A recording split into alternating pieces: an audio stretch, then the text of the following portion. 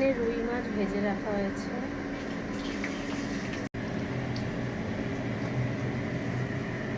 রুই মাছটা আর এখানে ভেজে রাখা হয়েছে।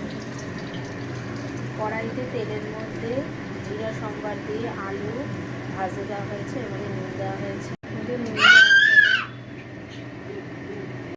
হলুদ দেওয়া হলো, পেঁয়াজ আদা কাঁচা লঙ্কা বেটে নেওয়া হয়েছে, এটা এর মধ্যে দিয়ে দেওয়া হবে। এখানে ভালো করে পেঁয়াজ আদা রসুনটাকে কষানো হচ্ছে।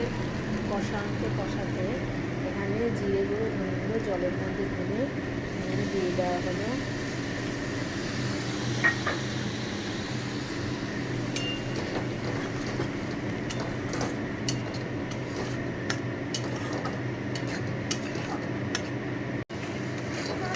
ভালো করে কষানো হয়ে গেছে। এবার এর মধ্যে জল দিয়ে দেওয়া হলো যতটা ঝোল খাবে।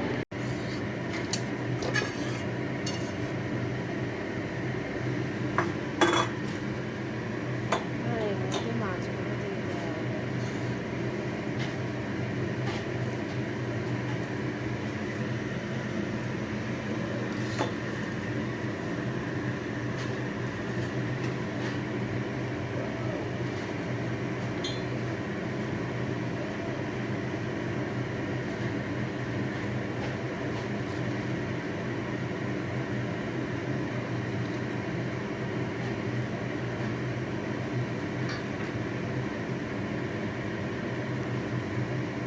সব মাছ ছেড়ে দেওয়া হবে, এটা ঝোল হতে থাকবে। ফুটলে পরে নামিয়ে গরম মশলা গুঁড়ো দিলেই হয়ে যাবে। আজকের রেসিপি হলো পায়েস, গুড়ের পায়েস। এখানে 1 লিটার দুধ জাল দিতে দেওয়া হয়েছে, আর এখানে চায়ের কাপের ছোট চায়ের কাপের হাফ কাপ গোবিন্দভোগ চাল নেওয়া হয়েছে। এই চালটা আমি ধুয়ে নিয়েছি, এবার এর মধ্যে দিয়ে দিলাম।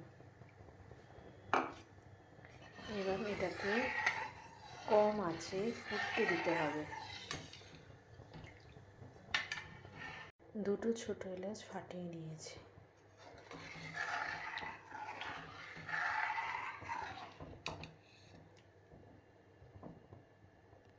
এটা হলো পাটালি খেজুরের গুড়ের, এটা ভেঙে পায়েসের মধ্যে দেব যখন চালটা সিদ্ধ হয়ে আসবে। খেজুরের পাটালি গুড়টা এর মধ্যে দিয়ে দিলাম।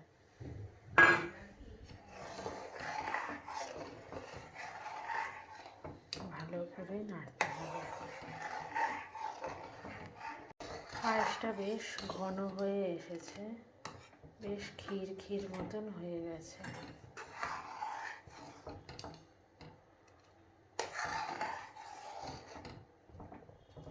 আর একটু কিছুক্ষণ থাকলেই ভালো জমে যাবে। আজকের রেসিপি হলো প্রেসার কুকারে ডালিয়ার খিচুড়ি। এখানে প্রেসার কুকারটা গরম করতে দিয়েছি। এখানে 1 কাপ সোনা মুগের ডাল নিলাম, নিয়ে দিয়ে দিলাম। এটা একটু ভাজা ভাজা হবে। মুগের ডালটা ভাজা ভাজা হয়ে গেছে। এখন এখানে 1 কাপ পরিমাণে ডালিয়া দিয়ে দিলাম। এটা বাচ্চা বড় সবাই খেতে পারবে। টমেটো একটা গোটা কেটে রেখেছি।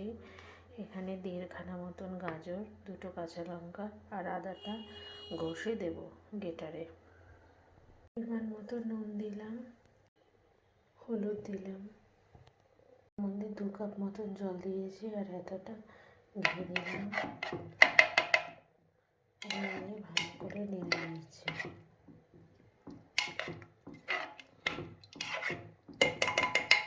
লঙ্কা না দিলে বাচ্চারাও খেতে পারবে, 3-4 বছরে বাচ্চারা এটা খেতে পারবে, বেশি ঝাল হবে না। ছোট বাচ্চাদের ক্ষেত্রে যারা একদম ঝাল খেতে না পারে তাদের একদম কাঁচা লঙ্কা না দিলেও চলবে। ডালিয়ার খিচুড়ি রেডি, আর সাথে একটু পায়েস নিয়ে নিয়েছি। ডালিয়ার খিচুড়ি রেডি। এর মধ্যে অল্প একটু ফুলকপিও দিয়েছি আর পাশে পায়েস দিয়েছি। দেখতে বেশ সুন্দর লাগছে আর খেতেও ভালো হয়েছে। আমি একটু খেয়ে দেখেছি। এর মধ্যে টমেটো, গাজর আর ফুলকপি দেওয়া হয়েছে। ফুলকপিটা আমি পরে দিয়েছি। রেসিপি হলো সোয়াবিন কারি। এর জন্য গোটা গরম মশলা দিচ্ছি, দারচিনি, লবঙ্গ, ছোটো এলাচ, তেজপাতা, একটা গোটা তেজপাতা দিচ্ছি।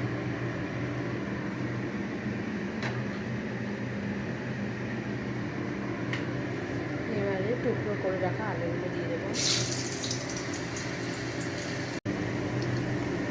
নুন দিলাম পরিমাণ মতো।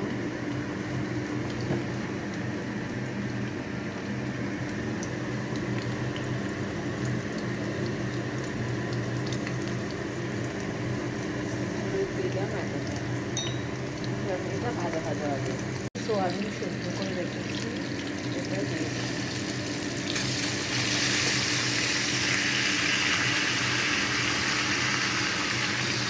আর এটা ভাজা ভাজা হতে থাকে।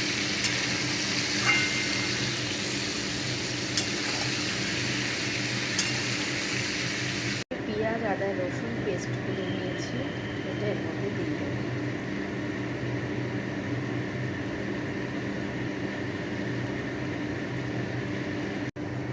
জিরে গুঁড়ো দিলাম,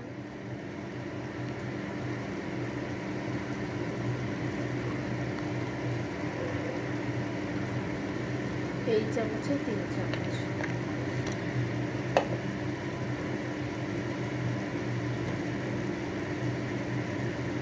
ধনে গুঁড়ো এতটা দিলাম,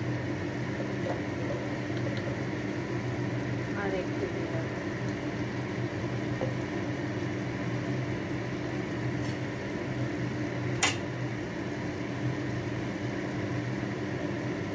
লঙ্কার গুঁড়ো এতটা দিলাম।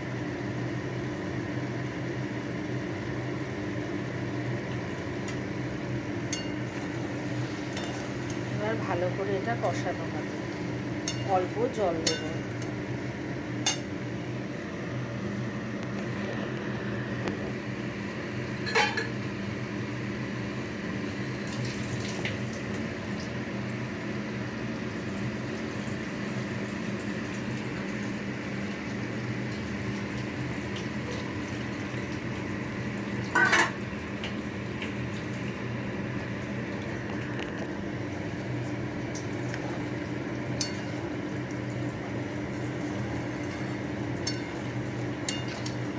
ভালো করে কষে নিয়েছে।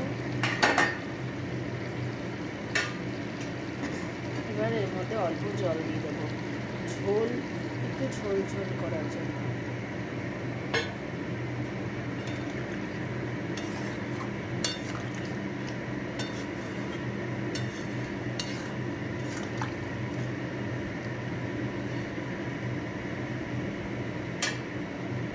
এটা ফুটবে।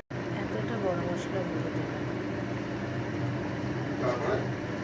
রেডি আলু সোয়াবিনের তরকারি বা আলু সোয়াবিনের কারি, যাই বলুন।